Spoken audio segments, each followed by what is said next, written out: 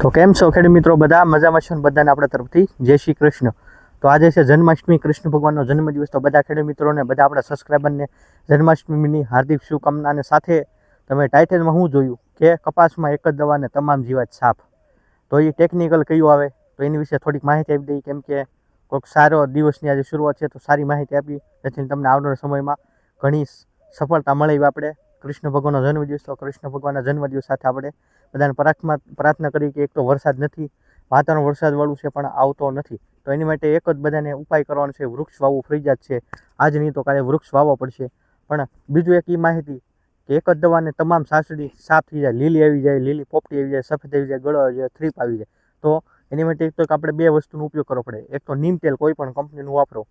મારી પાસે પ્રો ઇસ્ત્રી કરી નીમ ઓઇલ આવે છે, એ પણ બોટલ તમને આ બાજુ બતાવીશ.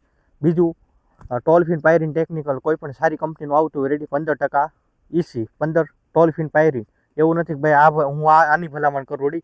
મારી પાસે કોર્ડિનેશન કંપનીનું જે ટોલફિન પાયરીન છે, ટોરોફિના રેડી, એની બોટલ તમને આ બાજુ બતાતી છે. તો હું નથી કહેતો કે એનો ઉપયોગ કરો, પણ સારી કંપની કરો. એવું નથી કે ભાઈ આ બોટલ બતાવી તો આ જ વાપરીશું. તમને લાગતું હોય ભાઈ તમે આ વાપરી છે, તમને આનું રિઝલ્ટ સારું લાગે છે, તો આ વાપરો.